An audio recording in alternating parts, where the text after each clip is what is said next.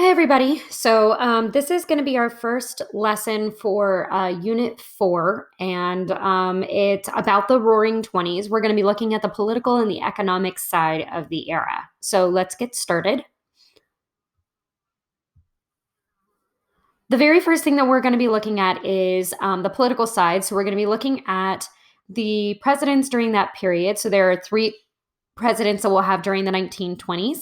On the left, we have Warren G. Harding. In the middle, we have Calvin Coolidge. And on the right-hand side, we have Herbert Hoover. And all three of them have something big in common. They're all Republicans. So let's look at some of the trends that we see in the 1920s amongst these Republican leaders, these Republican presidents. First of all, the Republican Party at this time is going to be very much supporting the idea of isolationism or protectionism.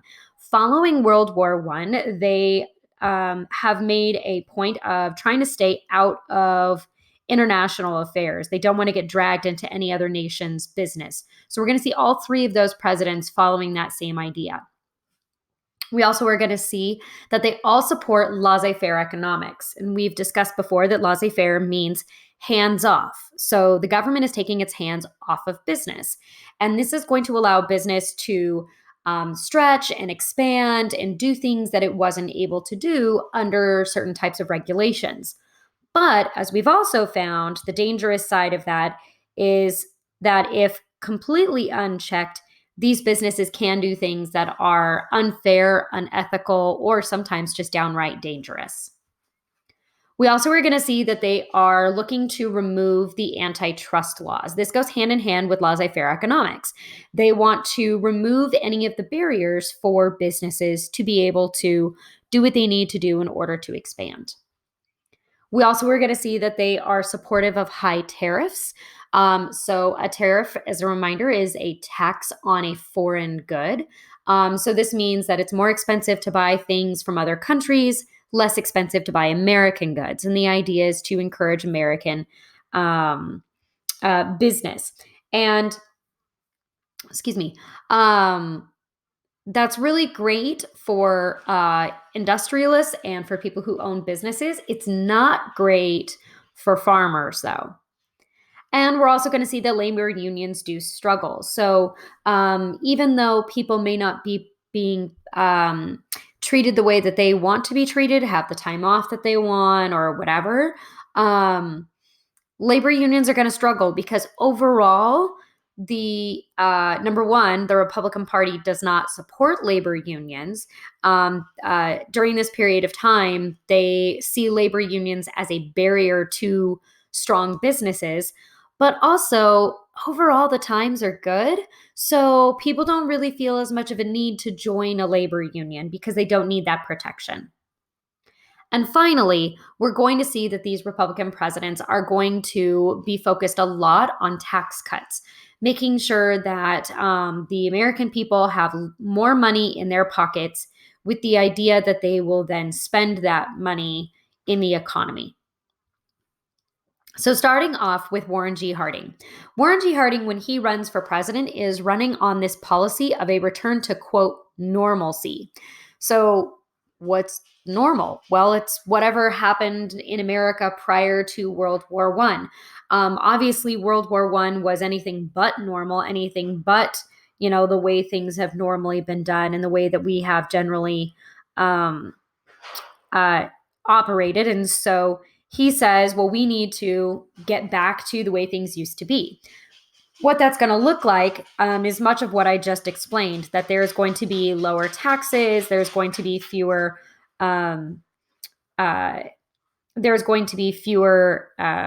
regulations and things like this in order for businesses to be able to expand. Now, unfortunately, though, ladies and gentlemen, Warren G. Harding is considered to be one of the worst presidents that we have ever had. And the reason for this is because Warren G. Harding, while he very much looks the part of the president, absolutely was not fit for the role. Warren G. Harding was the absolute opposite of the previous president, Woodrow Wilson. Woodrow Wilson was crazy smart, one of the smartest presidents we've ever had. He was also, a professor, and he was one of those people that was so smart that kind of was condescending at the same time, kind of made you feel like you weren't as good when you were, talking with him. Warren G. Harding is the opposite end of the scale. Warren G. Harding is questionably to be our least intelligent president. He also was not really well prepared for governing the size of the United States. And so, because he doesn't really know what he's doing, he hires all of his buddies from back home in Ohio to high level government positions. And they called them the Ohio Gang. So, these guys are, in some cases, like legitimately just his poker buddies that he now is saying, oh, yeah, you can totally be the Secretary of Treasury. And oh, yeah, you could totally be the Secretary of Labor and so forth. He does this because he doesn't really know any better. And these people are going to use that to their advantage. Many of them are corrupt. They're going to accept bribes. They're going to participate in, unethical practices. And that's not going to be good for Warren G. Harding. And probably the most well known of all of these corruption issues is going to be the Teapot Dome scandal. So, Teapot Dome is actually a place in Wyoming, and one of the largest oil reserves ever seen was recently found near Teapot Dome. Now, whenever we discover a new natural resource, that comes under the control of the person that is in charge of the Interior. So the Secretary of the Interior at that time was Albert B. Fall, one of these members of the Ohio Gang, and he, instead of kind of having it run by the government as it should, um, instead he had it secretly placed under his own control. And by doing that, he is going to accept bribes from companies in order to have drilling rights. And so, as a result of that, ladies and gentlemen, he gets caught, and this now is going to be a massive scandal. I mean, this one of the president's cabinet members has committed a full blown felony. And so when this happens, they are going to arrest him. He's going to go on trial. The case drags on for 6 long years. And during that time, they come to find out that it wasn't just the Secretary of the Interior, but he had actually gotten several other members of the president's cabinet involved in this as well. And so they were all dirty. And then it comes to light that once this went to trial, that they actually started tampering with the evidence and tampering with the jury in order to get off for the crime. All of this, as you might guess, is going to make Warren G. Harding look absolutely terrible. But here's what's worse. It wasn't really clear if Warren G. Harding even knew about it. Now, if he knew about it, and he did nothing about it, that's really bad. But if he had all of this happening right underneath his nose and he had no idea what was happening, that makes him look completely and totally inept, which is also not good for a president. But here's what's really interesting. This doesn't really affect Warren G. Harding. Yes, there's some scandal. Yes, there's some question about, the men he's chosen for the cabinet in this Ohio gang, but it doesn't really affect him because, well, he dies. And when the president dies, the vice president takes over, and that vice president is Calvin Coolidge. Now, Calvin Coolidge is as opposite as you could possibly be from Warren G. Harding. He is quiet. He is very, very, very smart, but he's very serious. He's exceedingly moral and modest. Absolutely the opposite of Warren G. Harding. Warren G. Harding was the kind of guy who was drinking in the White House, very visibly, even though we were in the midst of prohibition. Warren G. Harding was, the kind of guy who actually fathered a child out of wedlock in the White House. Whereas Calvin Coolidge, is the most modest and quiet president we've probably ever had. Now, Calvin Coolidge is going to be better for business than pretty much any other president that we have ever had.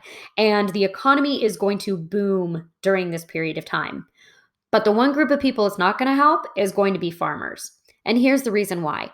During World War I, farm prices were really high because we were feeding an entire army, right? We had to feed the entire Allied forces. But once the war was over, we weren't really doing that. A, there was a massive drop in demand because we're not feeding an army. And B, we encouraged all these farmers to buy this really expensive farm equipment so they could farm more stuff, to feed the army. But now that the war is over, they still got to pay off that debt. And yet they're not really selling as much stuff. Plus, the price of what they have made is going to drop because they are using these new machines, and the machines make the overall cost of the product go down. So farmers are in a ton of debt, and they are essentially the only group that is not going to benefit from the economic boom of the 1920s. So Congress sees this as a problem. So what they tried to do is they tried to pass laws that were going to help farmers. This particular set of laws that they were introducing was essentially going to have the federal government buy up the excess crops from the farmers, and then the federal government would sell those crops overseas. However, this was vetoed by Calvin Coolidge. Now, when this happens, it goes back to Congress, and Congress has the ability to pass the bill again. Just now, instead of having a simple majority, they have to have 2/3 of a vote to support it. When that happens, it still goes to the president's desk, but Calvin Coolidge vetoed it a second time. And the reason he did so is because he believed that it was not the government's job to bail the people out. And that's going to be something that is pretty common amongst the Republican presidents of this era. So we get to the last president of this era, and that is going to be Herbert Hoover. Now, he is going to be running against Alfred E. Smith, who is a Democrat from New York, the governor of New York, and he is probably one of the most popular people in New York, and especially within the Democratic Party. But there is a problem with Alfred Smith. First of all, he's Catholic. And while we don't really care about this today, people very much cared about it back at that time. And they were really worried that, a Catholic president might actually try to, have the Pope essentially run the country. So people were very concerned about this. But that's not why Hoover is going to be elected. Hoover is going to be elected largely because of the radio. We'll be talking more about the influence of the radio later on, but this is when the radio is suddenly going to become a part of everybody's lives, and they are everywhere. Everyone in America by the end of the 1920s has a radio at home. And during his election is the first time that we ever have a presidential debate on the radio, meaning that people get to hear them speak for the first time and make decisions for themselves as to who they want to vote for in real time, not having to wait for a summary of it in the newspaper the next day. So how does this help his campaign versus Al Smith? Well, it's because of the difference between the two men. Herbert Hoover is from Ohio, and Al Smith is from New York, and he is a New Yorker.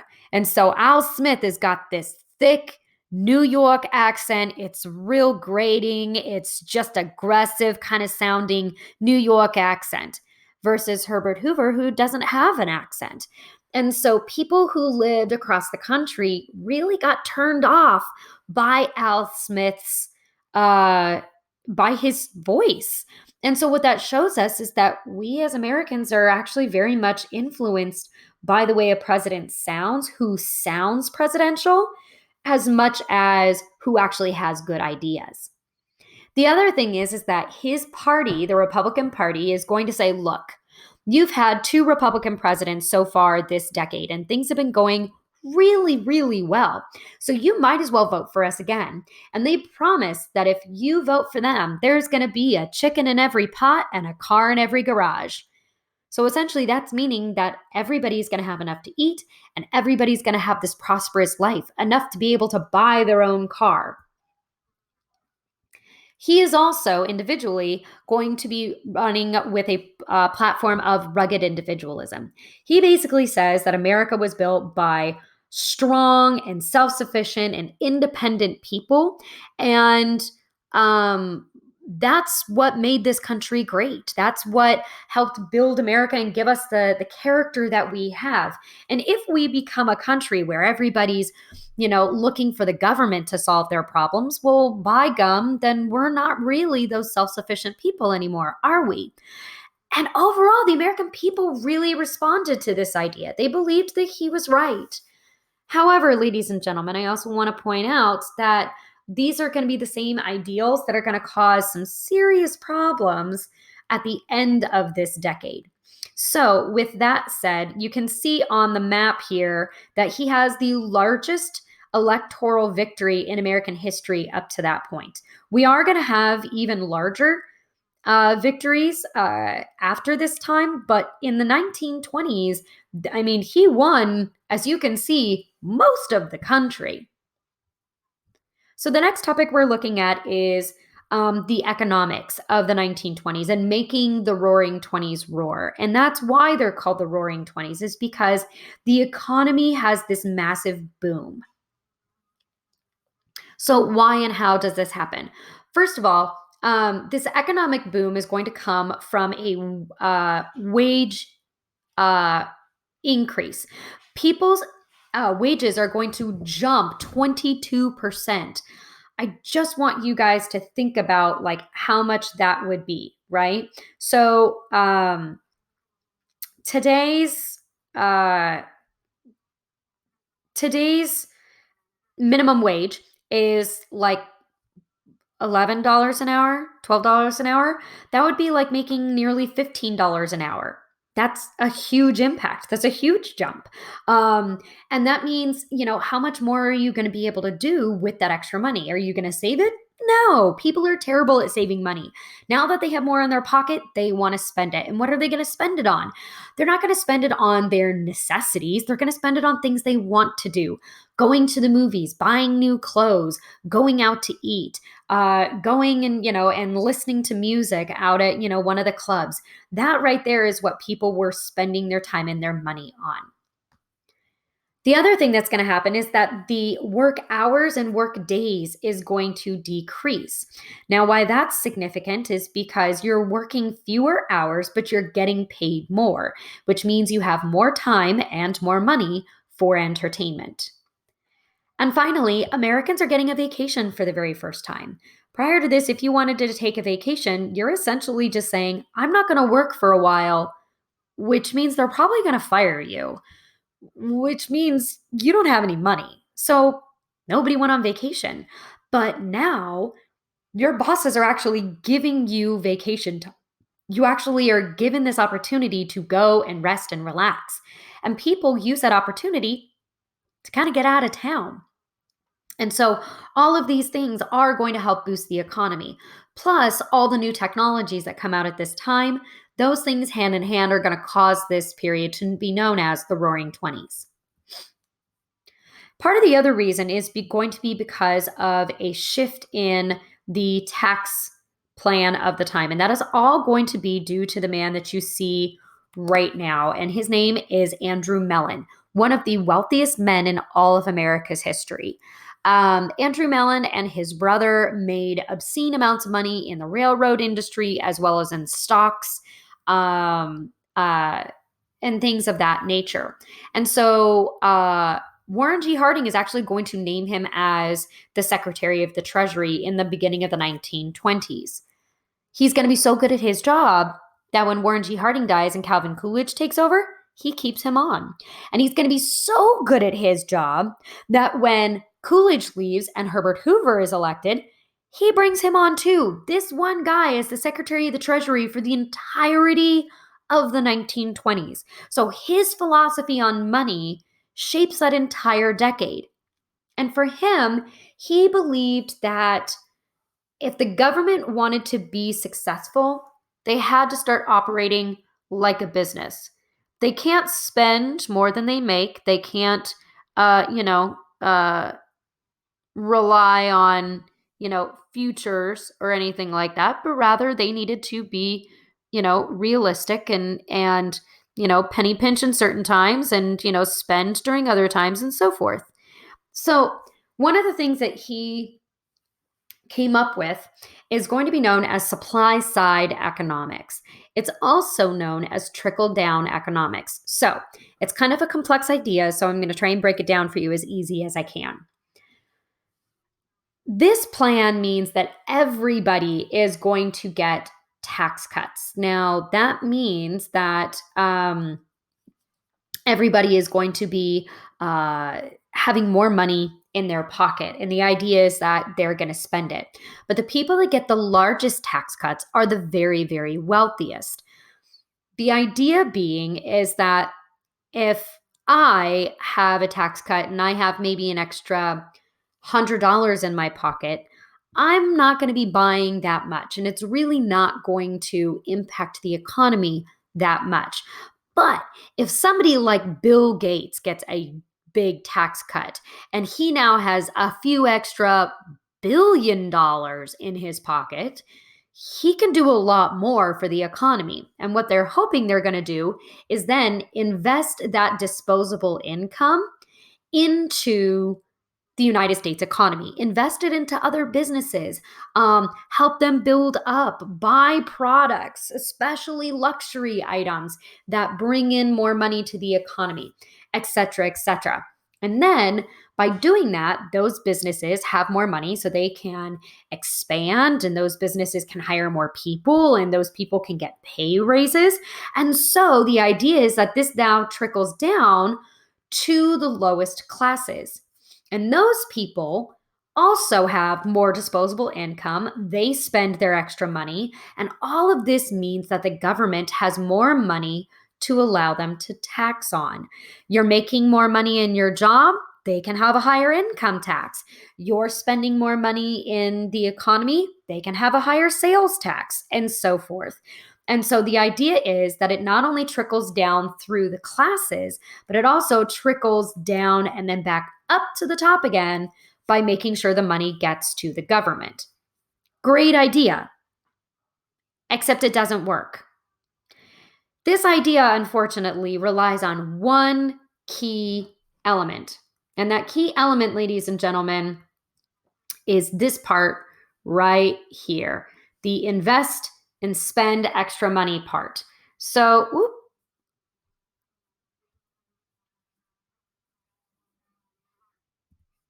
you are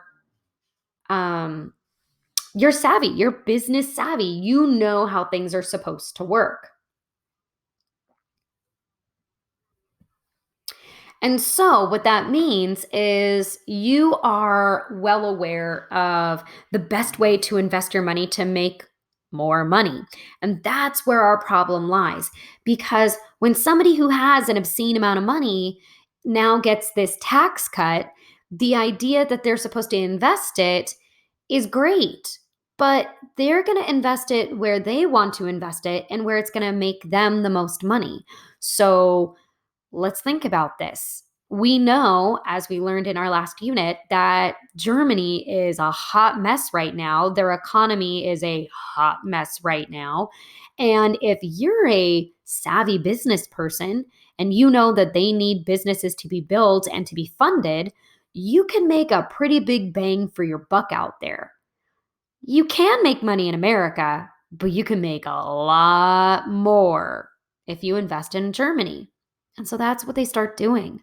Instead of those American tax dollars being reinvested in our own economy, they do the smart business thing and they invest it outside of the US. That means the American dollars are not staying here. So the trickling down kind of stops at that top level and it doesn't really get down to the lowest classes. And although everyone's lives did get better in the 20s, we're going to see that the rich get immensely richer than they ever did before. The wealth gap is going to expand dramatically. And the other problem is going to be that when things do turn bad at the end of the decade, these very wealthy people, their money is invested outside of the United States, so it does not impact them as much as it does the average American. So let's look at some of the other changes during this period of time, and those are going to be having to do with business. So, we now are going to see for the first time modern organizational business structures. And what I mean by that is the stuff that you're familiar with. Things like having departments in a business and managers and things like this. Prior to that, you actually just had like the owner try and do all those things, and they may not necessarily be good at those things. So that's what this was now doing. It's dividing up that labor, that kind of white collar labor, and it is now making it easier for the businesses to be more efficient. We're also going to see that with the use of managers, so kind of this middle group between the workers and the owners, it's going to allow for the middle class to begin to grow. And the stronger the middle class, the stronger the economy is overall, because the middle class has money to invest, but they generally invest it in America versus the very wealthy tend to invest it wherever their money is going to make them the most money, which is usually outside of America. So this is a really kind of important thing. We're also going to see for the first time something called welfare capitalism. It's this idea that companies provide opportunities and services to their employees to encourage loyalty. So, for example, financially, business-wise, it's really dumb for me as the owner to pay you to take time off, like for you to go on vacation. Business-wise, that's a dumb idea because I'm paying you and you're not here working. That's a dumb idea for me, but there is a really good reason why. Because if you know as the worker that you're going to get some time off, you're going to want to stay with my company because other companies may not offer that. As well as when you come back from that break, from that vacation, you're more revived. And because of that, you work better. Same thing with a pension. A pension is essentially, I help pay your retirement. Well, why on earth would I do that? You're not working for me anymore. It's because you can only get this pension if you work for me for a certain amount of time, meaning you're going to be loyal to my company. And the more loyal you are as a worker, you tend to be a better worker as well. So this sounds like it's giving away a lot to the workers, but in reality, it actually is very helpful to the business owners. And as I've already said, unionization is going to lose a lot of popularity at this time because overall, times were good. Overall, the standard of living is going to go up. So why join a union? You don't really need it. Unfortunately, in the next decade, when things do go so poorly, that unionization is going to be incredibly important. So we're going to need to talk about stock market. And we need to talk about this because of an activity that we're going to be doing in class. So you're going to need to be familiar with the stock market as well as its terms. And hopefully, maybe one day you'll have some extra money to be able to invest in the stock market. So let's begin. First of all, what is stock? Stock, ladies and gentlemen, is basically you having partial ownership within a company. So a company, if they want to get more investment, more dollars coming in order to grow and pay their employees more and to try new things and stuff like that, they need to get money. And the way that they do that is by selling stock. Now, you, as the stock owner, have a little bit of say as to how they spend that money. So if they're going to come out with something that you think is a bad idea, you can actually vote against it as a stock member. So, for example, I have a very small amount of stock in Disney. Now, with this Disney stock, I am a partial owner of Disney. Very, very small, but still a partial owner. So if Disney decides that it wants to do anything really big, they have to ask the stock owners. So few years back, actually several years back now, they were thinking of doing this giant show that was going to hopefully bring more people into Disney's California Adventure because nobody was going there. And they were saying that it was going to take a ton of money and a ton of research and a ton of development, but they figured that the overall benefit would be great for the company overall. And so they gave us all the information and all their expectations and the potential cost and the potential time. And then we got to vote on it. And that show ended up being The World of Color, which has been supremely successful. Now, imagine at the same time, instead of doing that, Disney says, okay, we have an idea coming out for movies, and we think the next big thing in movies is going to be 3D. People are going to get real into 3D again. So we want to make a whole series of movies, and we're going to call it Kicking Puppies in 3D. Now, that's a terrible idea. Nobody wants to see anyone kicking puppies, and nobody wants to see anybody kicking puppies in 3D. So if they came out with that and they said, hey, is that how you want us spending your money? I would say absolutely not. And I would vote against it. And because I'm a stock owner, I would get to have a voice in that. And I could hopefully make the company from making a very bad decision with my money. So that's what stock is. Now, not everybody was able to buy stock at its full price. So what they did is they bought it on margin. Kind of think of this like buying it on credit, okay? Kind of like almost like with a credit card. When you buy it, you weren't buying the entire stock. You were paying essentially a down payment on part of the total stock value. And then you would have to pay off the rest of it in installments. What most people were trying to do is they would put down just a small amount of the money, and as the value of it went up, they would then be able to pay off the rest of the value, the original value, with the profits that they were getting from the stock. Sounds like a great idea. The downside is that you don't actually own that stock. So if the stock's value drops below what you bought it for, you still owe that original amount of money. And so that can be a huge problem. And a lot of people in the 20s were buying stock on margin because they would rather be in the game than just sit back on the sidelines and watch it happen. Next is speculation. Speculation is when you are guessing that a stock is going to go well. You are speculating on how it is going to be in the future. The problem is that nobody really knows how stocks are going to be in the future. But the other problem is that a lot of people were taking advice from folks that had really no idea what they were talking about.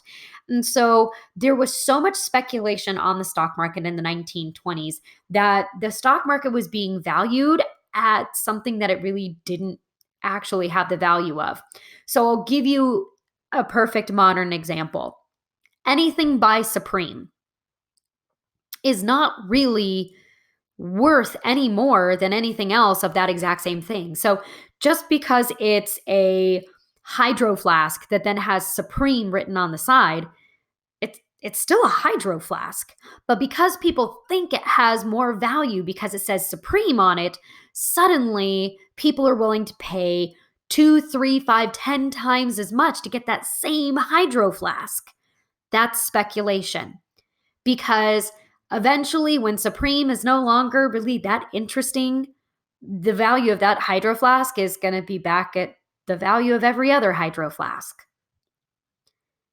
Next, we got to talk about some animals. And the first one is a bull. So, ladies and gentlemen, you see the big bull here in the picture, and that is a golden bull that stands at the entrance to Wall Street, where the stock exchange is in New York City. We always hope for a bull market. Why? Because a bull market means that the market is going up, the value is going up. So when you think about it, think of it as how a bull is going to attack.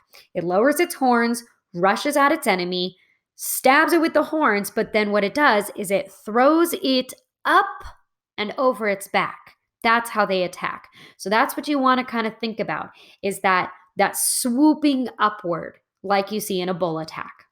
Now, the opposite is a bear market. And nobody wants a bear market because a bear market is a market that is swooping downward. So think about a bear and how it attacks. When a bear is going to fight, it gets up on its hind legs, makes itself really big, and uses its big, heavy body and those big, heavy claws to swipe down at its enemy. And that's what we don't want. We don't want the market to be swooping down. Now, there's two other animals that we need to know having to do with the stock market at this time. And that is a market chicken and a market pig. So a market chicken is exactly what it sounds like. If you called someone a chicken, you're saying they're a coward. They're a scaredy cat. And a market chicken is someone who's very cautious with their investments. So I'm a market chicken. I invest in Disney for a reason because I know Disney's not going to make Kicking Puppies 3D. They're going to make awesome shows like World of Color instead. It's a safe bet. However, being a market chicken means that you're probably going to pick safe items. You're going to pick safe stocks, which don't usually make you a ton of money all at once. It's very slow growth. The opposite is a market pig. Market pig, if you called someone a pig, it means that they are greedy and they'll just go after anything. And that's exactly what a market pig does. A market pig will buy any stock that they think has the potential to make them big bucks. And so being a market pig means that there are some really big risks, but there could also be really big rewards. And I need you guys to understand and remember these because we're going to be talking about them in our activity throughout this unit. And we're going to be talking about the stock market a lot. So, going hand in hand with the stock market is going to be a consumer culture. There are tons of new technologies and tons of new products coming out, and people want to buy them. And the great thing is that people not only have the money to buy them, but also that because we are a national country with radio and we have the same ads on the radio and we have national magazines and national newspapers, we all know what products are being made and what are available. The great thing is that while we all know what these things are and we all want to buy them, some of these things are still more expensive than the average person could purchase at any one time. So there's going to be a development in the 20s that becomes really popular, and that's going to be buying on credit. That's when you can't pay for it now. So what I'm going to do is I'm going to get the item with the promise that I will pay it off in installments plus interest. And that's where they get you. Because all these people, they started off just buying big things on credit, like automobiles and washing machines and radios. And eventually, they're using credit to buy everything. Clothes for their family, food for the dinner table. And what that did is it gave them an inflated sense of wealth. Look at all the stuff I have. Totally forgetting the point that they don't actually own any of that stuff, but rather it's owned technically by the bank until they pay off that debt. And so there was so much debt in America that when the economy does eventually crash at the end of the decade, we're going to have some serious issues because they can't pay off that credit.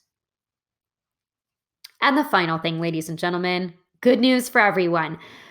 We have our last bit of extra credit available for this semester. So I do this every year and I absolutely love it.